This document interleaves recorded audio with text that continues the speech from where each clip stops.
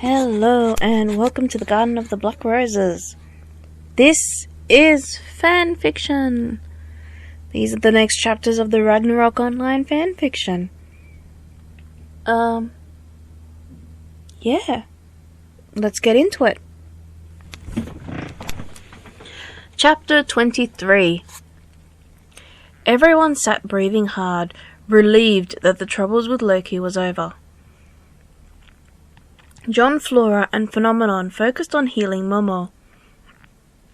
Tadakono sat with them in case Momo's condition changed. Rena, Barlois, and Lady Deathstrike sat in a ring opposite them.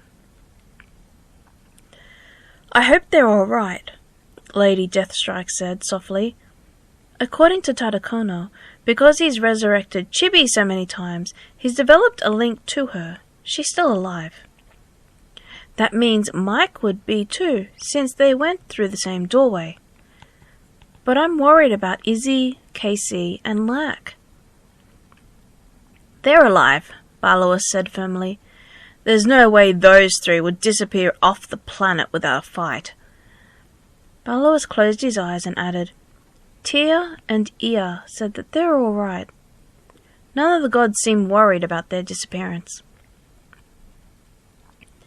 "Even so," Rena countered, watching Momo carefully. "We can't rule out that Loki sent them somewhere that is incredibly dangerous." She sighed and looked back at them. "But I guess the most we can do is wait. I can trust Tada and Fen to take over leading Fight Club till Lack and Chibi return. John will be able to look after Velvet Touch of Inishi, with Gemini's help, too. Ara, Alastor, and Haru should have already freed their guildsmen from the shards." "So we wait," Lady Deathstrike replied with a sigh.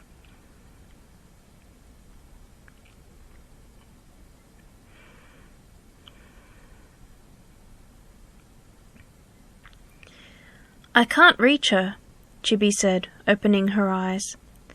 Kei-chan nodded and let out a sigh. Ia isn't responding either.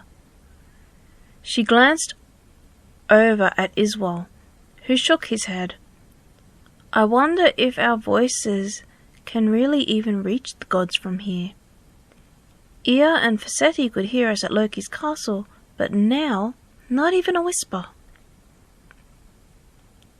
"I can't even reach the emergency network of my guild," Mike Rex added, standing. He held his poleaxe close and closed his eyes. "I hear someone coming." Everyone scrambled to their feet and drew their weapons. "Mistress!"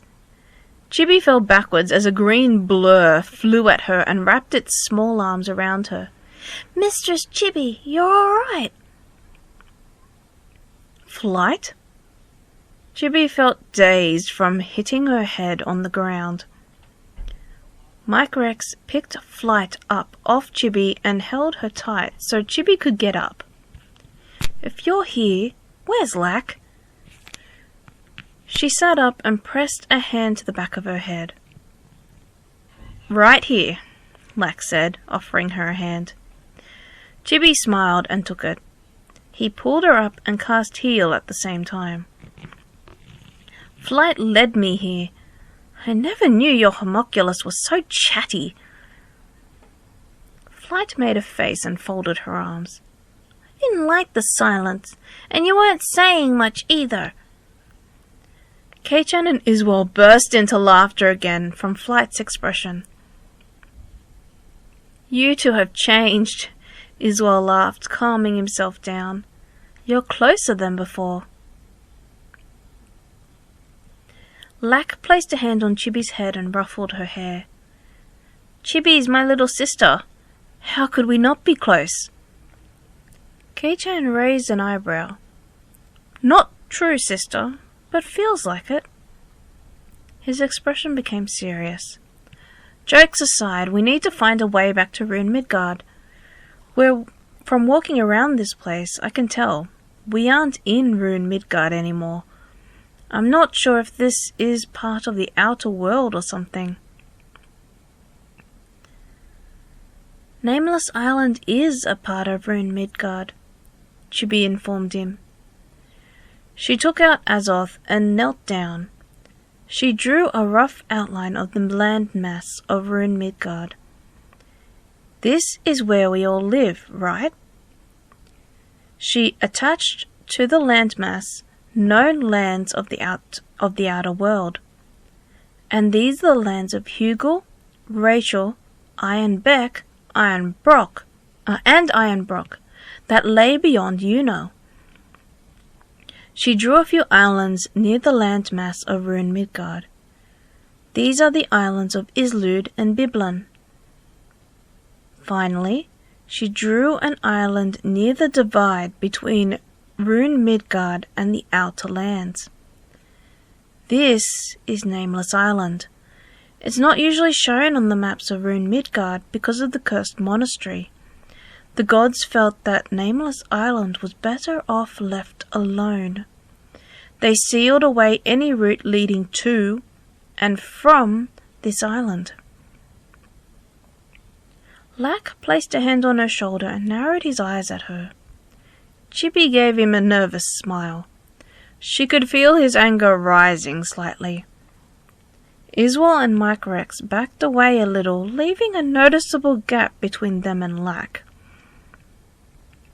I know this because it's in the ancient texts within Juno Library, Chibi said. Lack's aura didn't decrease, but grew a little more. There is one way off the island. Within the bowels of the cursed monastery is a transportation device.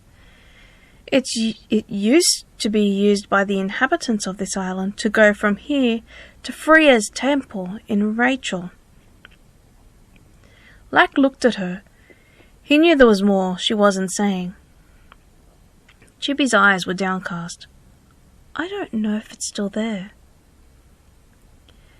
Kei-chan gave Lack a sharp look and knelt down next to Chibi.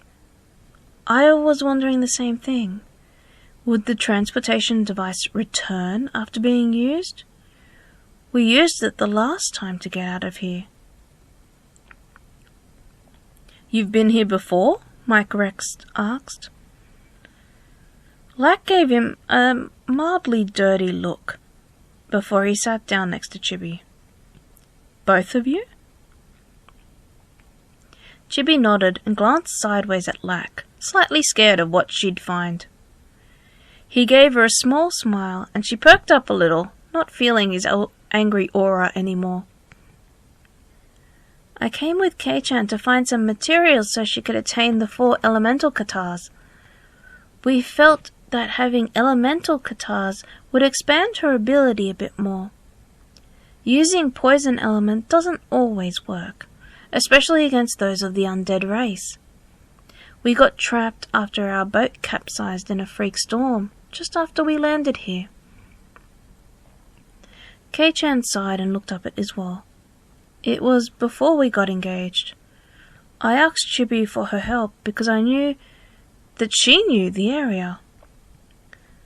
She looked at Chibi out of the corner of her eye. She's practically read all of the books in Juno Library. She knew about the transportation device. It took us a long time to get to the bottom of Cursed Monastery, but when we did, we found what we were looking for, and the transportation device to Freya's temple.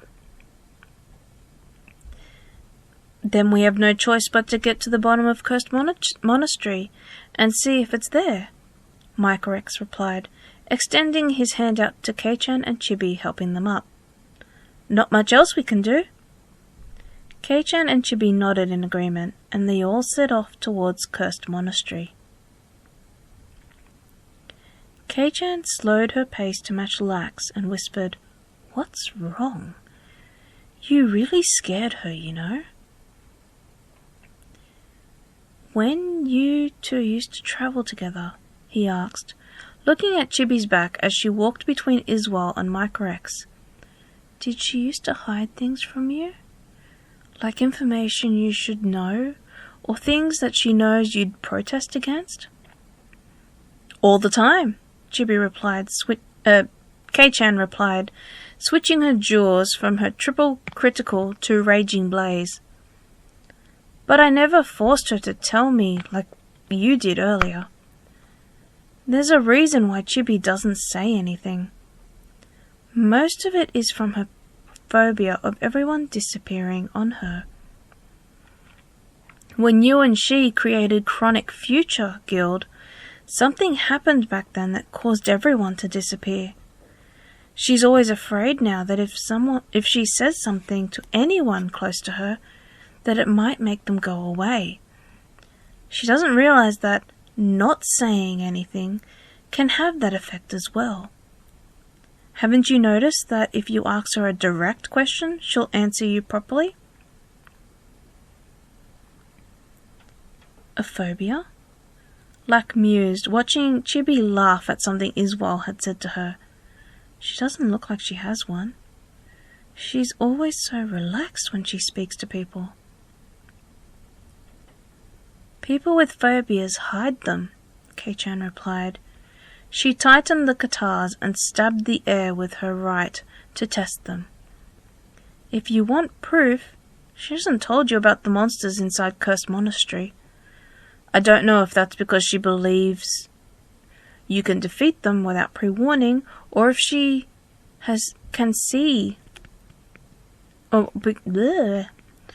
don't know if that's because of something she can see about you, or if she believes that you can defeat them without pre-warning. Looking up, she gave a little shriek. Talking about me? Chibi said with a smile. She had come up really close to Kei-chan. She pulled out a blue potion and shook it at Lack. She told you about the monsters. They're small fry compared to doppelgangers. Easy win for you. Then why not tell me? Lack asked, taking the blue potion and drinking it. She took out another one and shook it at him. You can see it, can't you? My magical power is low, and you can see it even without us being linked for battle. I can't see it, Chibi replied, tossing him the potion. I can sense it.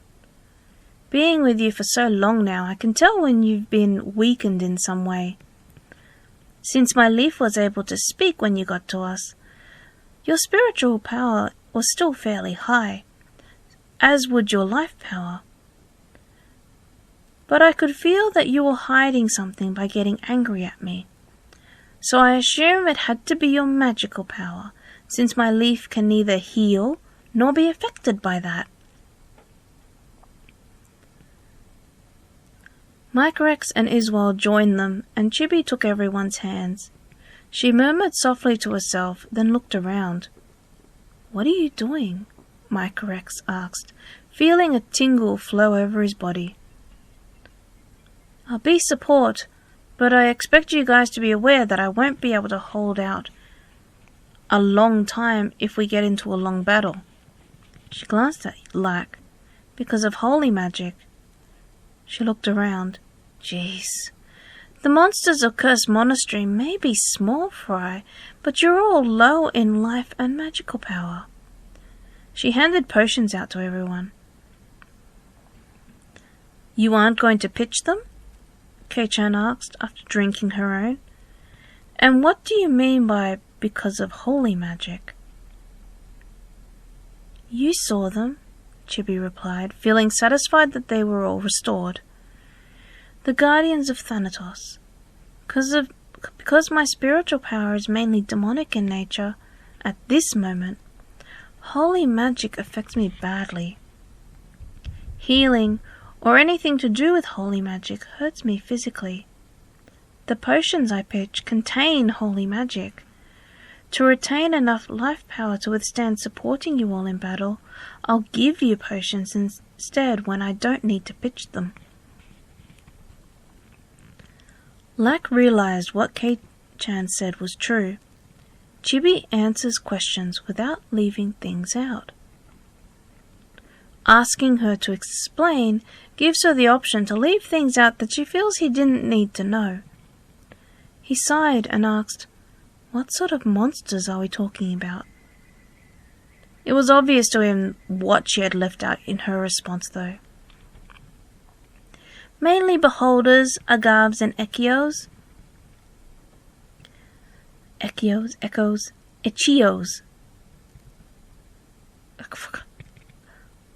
Echoes. I'll just say that. I'll ignore the I. Echoes, Chibi replied, peeking into one of her pouches. "There's an overseer called Gloom Under Night. He's a scary bastard, but you know when he's coming since he glows in the dark. Small fry, like I said." Well, she glanced at K-chan, then at Lack, Microrex, and Iswell. For K-chan and me they were difficult. For you three, definitely small fry. K-chan nodded in agreement. Flight snuck up behind Chibi and wrapped its arms around her. Chibi jumped and almost dropped her pouch. "Your life power is already low," Flight whispered in her ear and cast Heal. "You need me to focus on healing you, yes?" Chibi nodded slightly, going red from being scared by her own homunculus. "You can speak," Chibi said, looking at the ground to avoid any eye contact with anyone. "Is that because of me or Lack?" "You lost a piece," Flight replied, still whispering. "I can't speak properly yet, but I can at least converse with you in a whisper." Chibi smiled and gave it a pat on the head.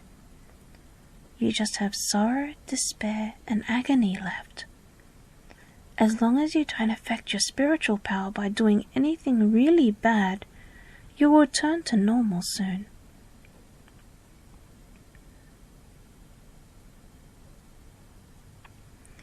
Ia sat in Fight Club headquarters with Tadakono, Phenomenon, and Sauron.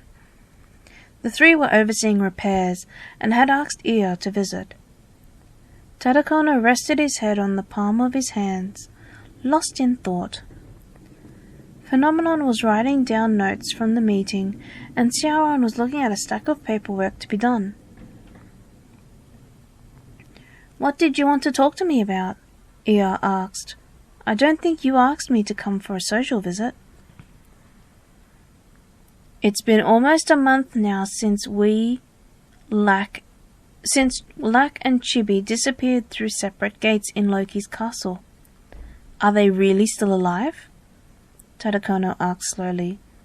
He knew his wording was bad, but there was no way around it. If they found each other, then they would have been back here in a flash, but... Ia raised a hand. "I know where they are, but I can't go get them. Odin placed a seal over the island they are on, so they have to get back on their own by ancient means. They'll return eventually. Just trust them." Phenomenon put down his quill and began to wipe the ink off his hands. "By the time they do get back, we'll have Fight Club headquarters repaired. Lack will be pleased." But Sauron stared at the pile. How the two of them got through all this work, plus their own work at the societies, and fighting against anything that stood in Fight Club's path without asking for help is beyond me. This paperwork alone is too much for the three of us. Ia got up and smiled. "It's because they're used to it by now. You three aren't just yet. Try and manage your time, or, if you have serious trouble, then ask one of the guild masters for help in management." She disappeared, and both Bright Eyes and Trelawney came into the room. "Here's where you three are," Bright Eyes said with a smile. "Mina and Illusions were looking for you. Some of the Blacksmiths Society from Ironbrook have gone on strike because we don't have a merchant class in our guild. I told them we had Chibi, but they want proof." Phenomenon let out a huge sigh and turned into a champion. I'll give them a belting instead of proof. Getting tired of this. Tadakono and Syao also stood up in agreement. We're paying them to do repairs and yet they go on strike. If they don't do repairs, they don't get paid. He stalked out of the room, pulling his gloves tight in anger.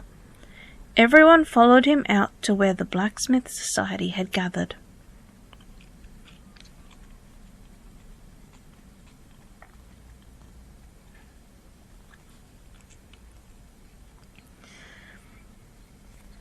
Chibi slept, resting against Lack. He was on first watch, and she had decided to be spoilt for once and stayed with him. Flight floated near him and shrugged. I don't know why she didn't want to stay with the others, it whispered to him. Maybe she's seen something and wanted to stay with you just in case. She and Kei-chan said we were almost there, didn't they? He said, feeling a tap on his shoulder. Iswell sat next to him and rested his poleaxe in his lap. They seemed to know where they're going. We just haven't met Gloom under Night yet, Iswell added, adjusting his armor to get more comfortable. Kei-chan told me that when she fought him, even with Chibi's support, it was a very close battle. I think they're deliberately trying to avoid meeting it. You got that feeling too? Chibi moved and slid to the ground. Lack and Iswell smothered their laughter. I wonder if there's something about Gloom under Night that they're afraid of. Iswell shrugged.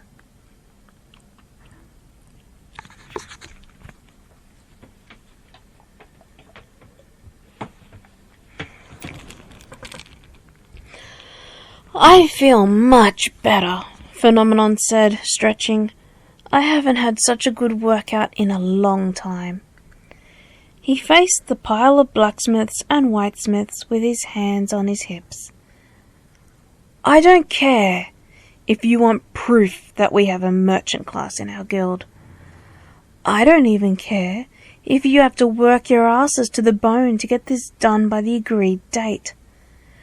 But under the Merchant Society Code of Business, you are bound to fulfill any contract you take on. I made a contract with your high seat, and that you will have these repairs done in 2 months. Half has already been paid to him. In the contract, we agreed that it will be done quickly, and overtime won't be paid if you all go on strike. 2 months is more than enough for this little damage. Syao pulled out his sword and added, I can have my workout now, if you don't get back to work. Even better, we can call your high seat here and tell him that you aren't following the code you created. They shivered and disappeared off to begin repairing. Tadakono rolled his eyes, and Bright Eyes giggled. Honestly, Tadakono said with a sigh, if Luck was here, he would have exploded. Chibi would have exploded, you mean? Syao replied with a laugh. She would have blown them all up with her bombs. Lack would have flattened them all first, then Chibi would have blown them up for good measure. The 5 of them laughed at the image in their heads. I'm glad it's relatively quiet, though. Any more trouble, and there might not have even been a guild for them to come back to. That brought silence. All that could be heard were the lunatics bouncing through the grass.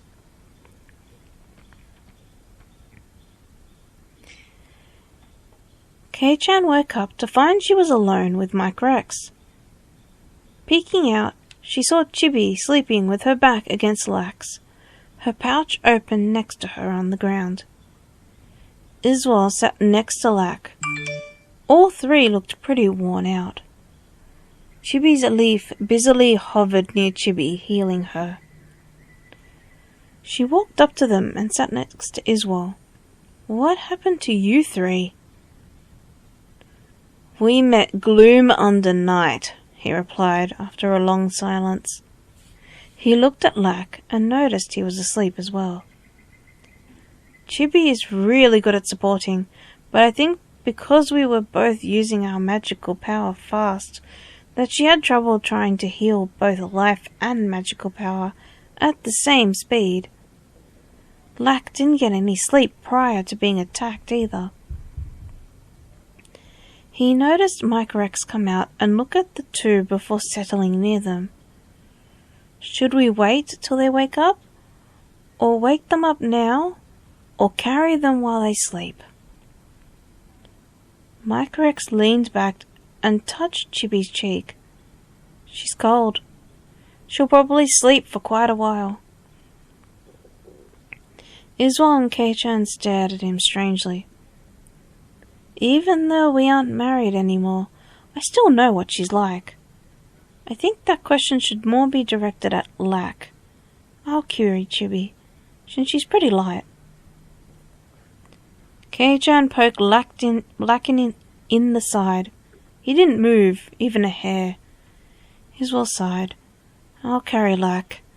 Doesn't look like he'll be waking up anytime soon either. No one is carrying me anywhere, Lack murmured with his eyes closed. As for Chibi, he opened them and looked at Microrex. She'll kill you. Even though you're both on good terms now, she'll still kill you. How do you know that? Microrex asked. Did she say something to you? Lack's eyes glanced at Chibi before looking back at Microrex. I just know that she will. Kei-chan raised an eyebrow at Lack's defensive yet incomprehensible argument. She'll definitely kill you. Did Chibi say something to you? Kei-chan asked, echoing Microrex's question. Lack didn't move. Chibi opened her eyes and rubbed them, her hand like a cat's paw. All so noisy, Chibi whined. She looked at Microrex and Lack, then tilted her head. What's going on? Chibi, Microrex said, ignoring Lack's sharp look. I have a hypothetical for you. If you were asleep, and I was to carry you so you could sleep longer, what would you do when you would wake up? Chibi stood up and stretched more before replying. I'd kill you. Then thank you for carrying me, she said without a second thought. She gave Lack a questioning look. Lack shook his head furiously, raising his hands for emphasis. At any rate, I'd kill you, regardless.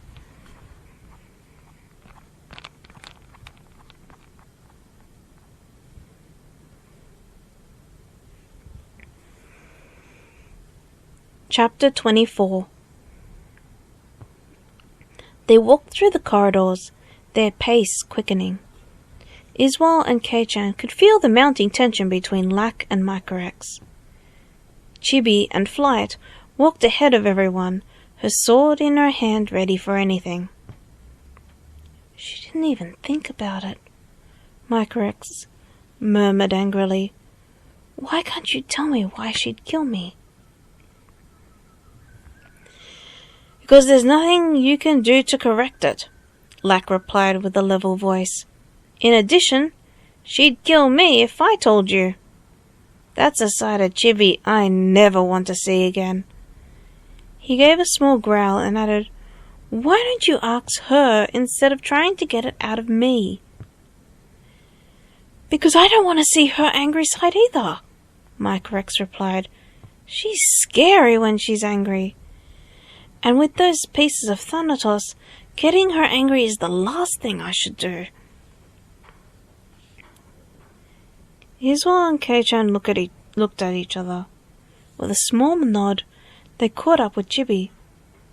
Is it okay to leave those two at each other's throats? Iswal asked her. Their auras are getting dangerously close to kill. If Microrex If Mike knows what's good for him, Chibi replied as they turned a corner, he'll drop it. I know Lack won't betray my trust. He won't say anything to Mike, so it's up to Mike to drop it. But, you know, Kei-chan added, glancing back at the two, you know Mike won't drop it. He's stubborn that way. Even my sister Gemini has trouble changing his mind when he's fixed on something. Kei-chan noticed her slight pause in mid-step, before she continued on. You're... Don't say it, Chibi snapped. If I don't hear it, I don't feel it. If I don't feel it, then I don't get hurt. I don't want to know. I only told Lack 'cause he caught me crying once. I don't want to hear it again. Got it? Iswell and Kei-chan nodded, shaking slightly. Lack can handle Mike. He's used to this sort of thing from him anyway. Chibi gripped her sword and tested its blade with her finger. But if he hurts Lack... They felt a very demonic aura flow from her. I'll kill him.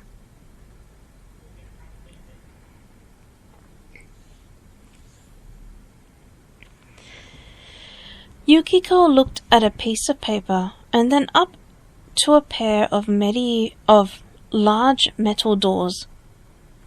The Fight Club symbol covered them in fresh paint. Pushing one open, she stepped inside. Nervously, she walked up the path to the main entrance. She stood staring at the doors for a while. Not going in? Chirped Kishu, standing next to her. You need to speak to her, don't you? You won't find her until you go inside. But... Yukiko said nervously, it's not polite to just go in uninvited. Then do you want to be my guest? A young assassin cross asked. Yukiko jumped in surprise. By the look of you, you're from the Alchemist Society. I'm sorry to say, but Chibi hasn't been here for a few months now. We've been waiting for her to return. She extended her hand. I'm Kakaki, by the way. Yukiko replied, shaking Kakaki's hand. What do you mean by waiting for her to return? Her orb reveals that she's here. She isn't, Kakaki said with a sigh. During the battle with Loki, 3 guildmasters were blown through separate doorways. Chibi was blown in with Mike Rex. We know that they're on Nameless Island, but we don't know when they'll return. The orbs are showing here because Chibi is usually here. Yukiko looked stunned.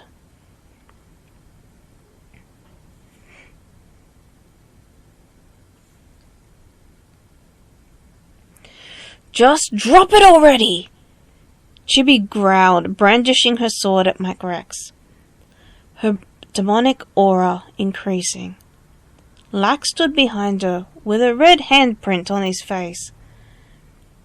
You're both getting on my nerves. Iswell and Kei-chan stood a good distance away. Mike Rex put his poleaxe on the ground and raised both hands. He could feel Chibi's demonic aura increasing by the second. Chibi's sword shook, and Mike Rex backed away. Lack sighed and raised his hand, bringing it down hard near the base of her neck. Her eyes darkened, and she fell forwards. Lack caught her and lowered her to the ground. What did you do just then? Kei-chan asked, noticing Chibi was out cold. More like, why? Because Chibi was feeding the pieces of Thanatos within her, with anger again, Lack said, as he and Iswell moved Chibi so she laid on Lack's back. Ia said it was dangerous if she did that. And since she was focused on Mike, I thought it was time I knocked her out before she did more damage. He stood and held her in place. Kei-chan giggled and moved one of Chibi's and moved one of Chibi's arms moved Chibi's left hand so it held her right arm. "Now that's too cute," Iswal said sarcastically. "You two really do look like siblings. An older brother bringing his younger sister home after a long day out." Iswal, Kei-chan, and Mike Rex burst into a fit of laughter. Lack gave them a dirty look and started to walk down the corridor. "Hold on, Lack!" The three ran after him. "We didn't mean it."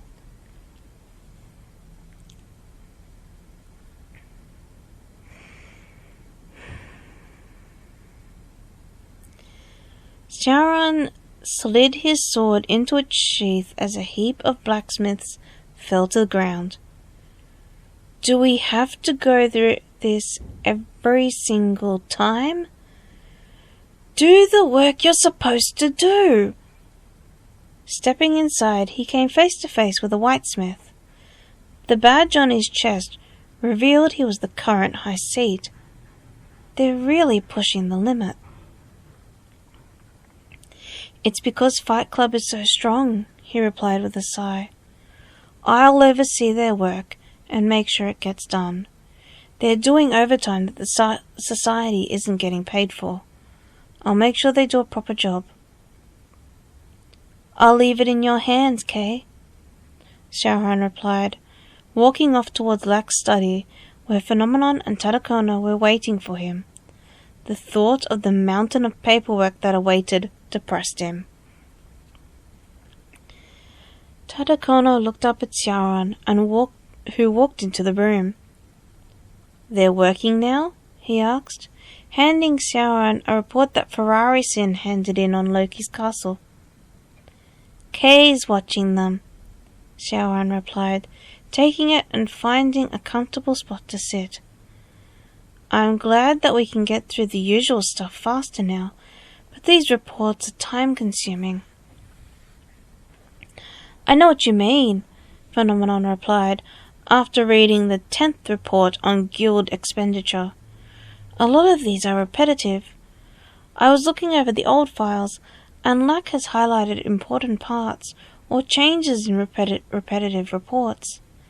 Ones like the one you're holding, Syao. Lack writes little notes all over the pages. I think we should leave the specialized reports for him." Tadakono nodded and added, "Skim over them though, just in case there's something important we need to know."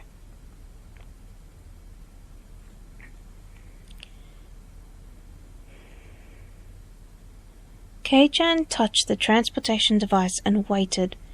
It glittered and sprang to life. The door slid open to reveal a very small room inside. "I wonder if we can all fit," she mused to herself. Chibi moved her head and brought her lips close to Lack's ear. "What are you doing?" she whispered in his ear. "Did I fall asleep?" Lack shook his head and followed Iswal and Mike Rex into the room. "Then—" "Don't worry about it," he replied, and set her down on the floor. "You're not hurt, are you?" Chibi shook her head.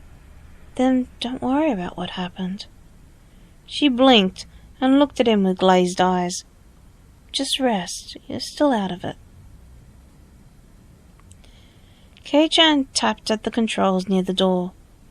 The room shook, and the sensation of movement was felt by everyone in the room. Mike Rex knelt down near Chibi. He looked at Lack, who gave a slight nod. "Chibi," he asked, tapping her arm, "why would you kill me?" Kei-chan gave him a smack across the head. Mike Rex looked up at her annoyed. "Just because he's out of it doesn't mean you can ask her questions like that." "It's the only time she will answer and not remember that she answered," Lack replied, watching Chibi's expression. "Mike?" They listened carefully. "Because I still love you," Chibi replied, her voice very soft. "When you left me and went to Gemini. It hurt much. Your kindness hurts me now. Everything about you does. Chibi closed her eyes and went to sleep. Micrex fell backwards, surprised. Lack folded his arms and nodded. That's why I told you there's nothing you can do to correct it. Kei-chan sat next to Chibi and moved her so Chibi's head rested on her lap. She pet her hair gently. And why she'd kill me if I had been the one to tell you. Iswell sighed and sat next to Kei-chan, watching them. You need to pretend you didn't hear that, or she'll really murder you, to the point of no return if she found out. She'll murder us all, actually, for letting him ask, Kei-chan added, plaiting a piece of Chibi's hair. She really doesn't want to know anymore. If I don't hear it, I don't feel it. If I don't feel it, then I don't get hurt, is what she said to us, Mike, Iswell said, as the room jerked slightly. You better drop it now that you know why.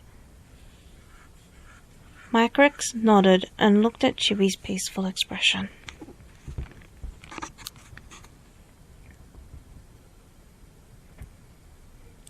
Yukiko sat, staring at Chibi's orb. Ever since she visited Fight Club headquarters, the orb had not moved. Mazenda walked in with a teapot and 2 cups on a tray. Yukiko, she said, slowly noticing the orb had clouded over. Yukiko, the orb. They both stared at the orb as it gave a bird's-eye view of the lands it passed over. It flew north, past Yuno, into the outer world. Where's that? Yukiko asked, as Mazenda ran around Chibi's office looking for books. It's Freya's temple in Rachel, Mazenda replied, bringing the book over to show her. How did she suddenly appear there? I'll never know. Yukiko quickly wrote 2 letters. Handing them to Kishu, she said, take one to Tadakono, Shaoran, and Phenomenon in Fight Club headquarters, and the other to John Flora and Gemini in Velvet Touch of Inishi headquarters. Kishu bowed and walked out of the room. It'll still take her a while to get back, and we don't know if the others are with her.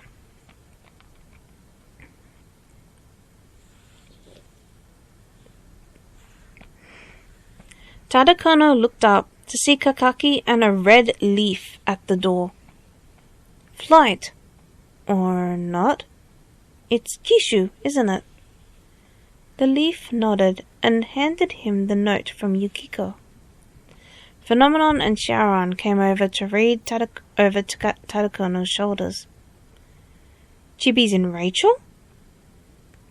Kishu nodded and bowed, leaving the room. She didn't stay long, Phenomenon said, looking out the door. I guess she has another order from Yukiko to do. Coming back into the room, he added, What should we do? We don't know if Lack is with her. But at least with her here, it'll boost morale a bit, Shaoran replied, looking over the note again in Tadakono's hand. And she'd be able to pinpoint Lack more easily than just us. True, Tadakono said, placing the note on the table. One of us needs to stay here then. There's still the blacksmith problem that Kei is having trouble controlling, and if the 3 of us disappear together, the guild might fall apart. I'll stay this time, Shaoran offered with a sigh. I can't promise that Chibi will come home to relax. The paperwork pile will probably be as high as ever.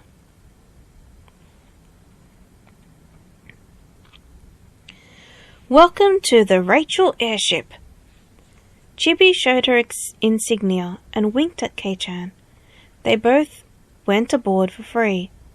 Lack pulled out his special gloves that marked him as the high seat of the Monk Society, and was also able to get onto the airship free. Iswal gave Micrex a pat on the back, and with Iswal's ruby blade Excalibur marking him as the high seat of the Knight Society, also gave him free travel.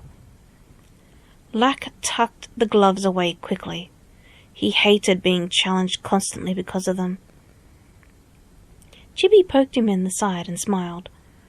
"Why won't you wear them? It's not like you can't defeat anyone who challenges you." Lack pulled a face at her. "What? You and Iswal are the only ones that would get challenges, yet you hide your insignia and Iswal wears his openly." "If I could hide it, I would," Iswal said, sneaking up on her. Chibi jumped and fell over, her insignia slipping out of her pocket and bouncing across the floor. "Flight!" Chibi called, pointing at the insignia. The leaf flew after it and grabbed a hold of it.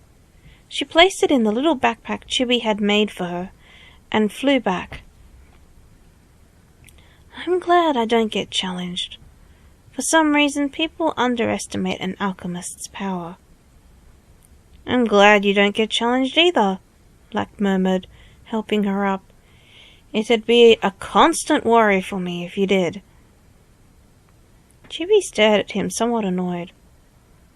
"What I mean is that I wouldn't worry about you fighting if you were able to defeat me."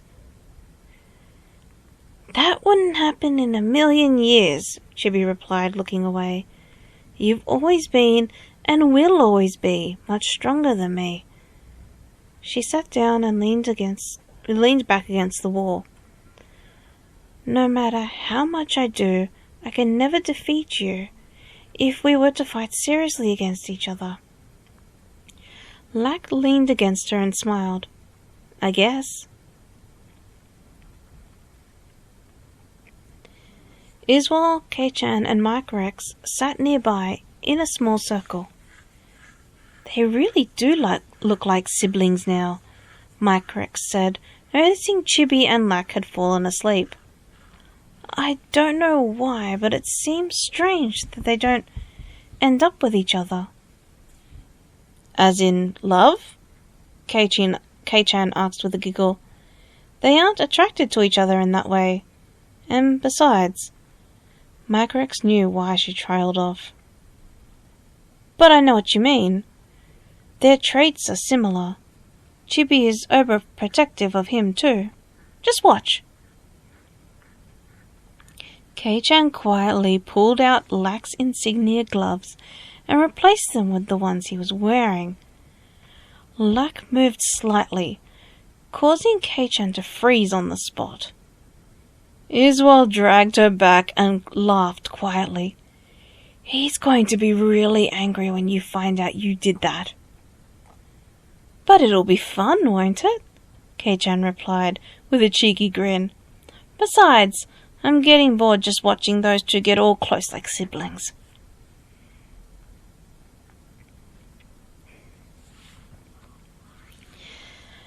Tadakono and Phenomenon stood at the airship station in Yuno. The air around them crackled with excitement. A thief with bunny ears ran past with a mage talking quite quickly. Phenomenon and Tadakono looked at each other. "A champion fighting a stalker?"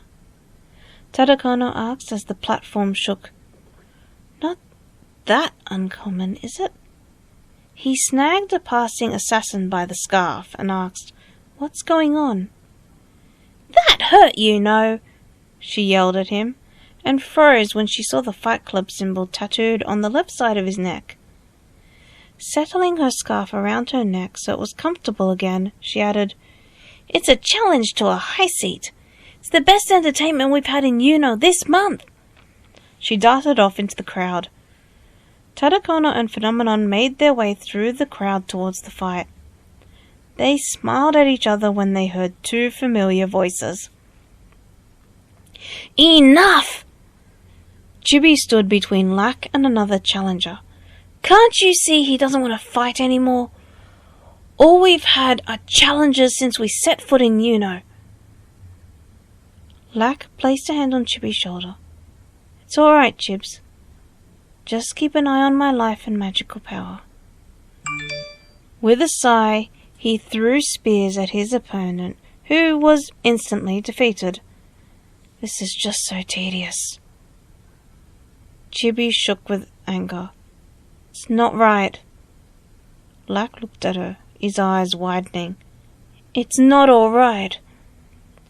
She drew out of her pouch a bundle of bombs. Lack raised his hands and backed away from her. There should be a limit as to how many times you can be challenged in one day. She threw bombs all over the place. Everyone surrounding them scattered off the platform. Explosions and flames appeared everywhere. Chibi continued to shake, her eyes darkening in colour.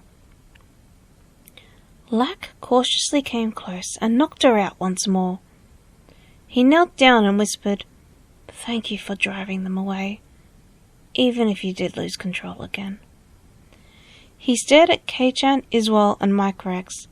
They looked shocked at Chibi's burst of anger and its result. Had your fun? Iswell murmured to Kei-chan as Lack advanced towards them, changing his gloves to ordinary ones. Because we're going to have to pay for doing that. Lots, Kei-chan replied, keeping her eyes on Lack.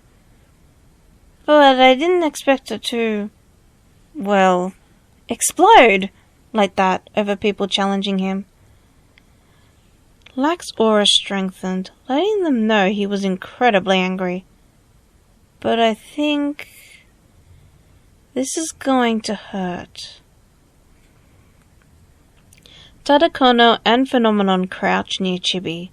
Sounds of punishment could be heard very loudly from Lack and the others.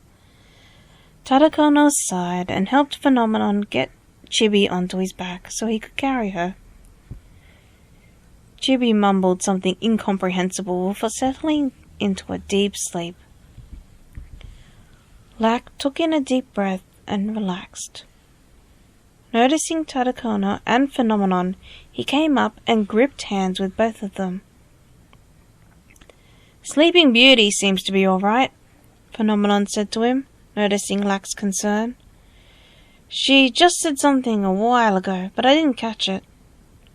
Lack smiled, and they set off towards Warpra, leaving Iswell, Kei-chan, and Mike Rex very sore and worn out.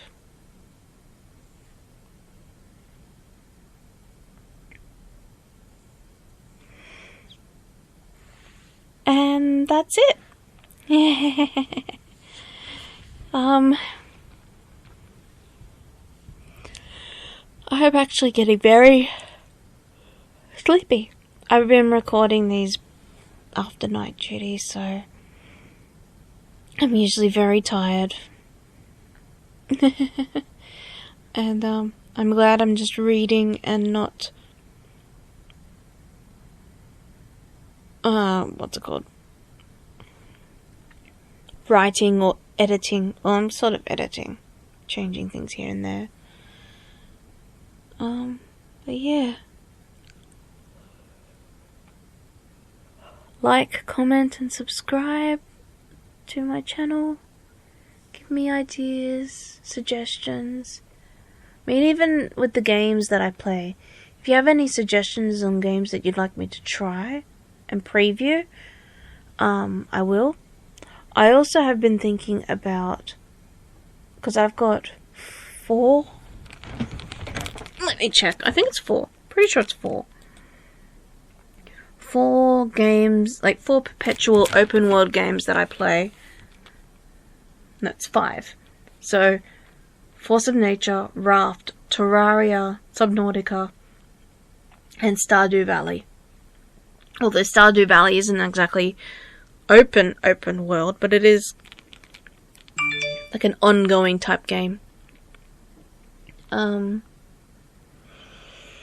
But yeah, I have 5 of those. I was thinking of adding Don't Starve, but I'm not sure.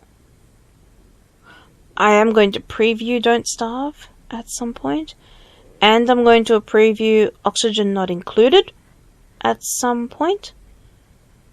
I don't know when. But yeah, I will do that. I'll do both of those at some point.